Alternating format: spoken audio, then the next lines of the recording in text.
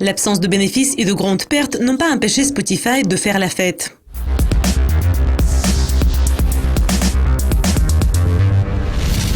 En 2015, les pertes du géant de la musique en streaming ont atteint 194 millions de dollars. Mais, d'autre part, la société a enregistré un chiffre d'affaires gigantesque de 2,2 milliards de dollars. Bien que les pertes nettes aient augmenté de 7% par rapport à l'année précédente, la société fait toujours la fête.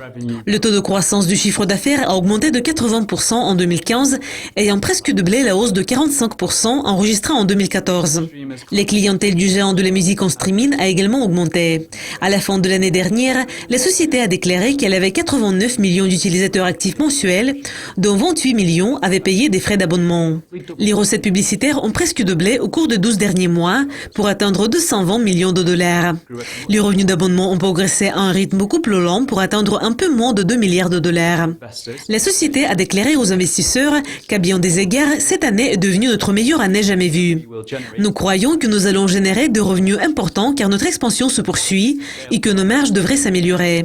Et on a ajouté que nous allons donc continuer à investir sans relâche dans nos initiatives en matière de produits et celles de marketing pour accélérer l'expansion. Les principales dépenses de Spotify représentent les redevances versées aux artistes. Mais la société dépense toujours de l'argent sur le personnel et les nouvelles technologies. Sa playlist découverte de la semaine apporte ses fruits, ayant enregistré 3 milliards de flux l'année dernière.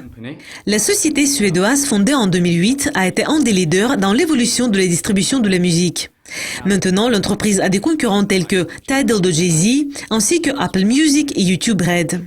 Cela conclut la revue de presse d'aujourd'hui.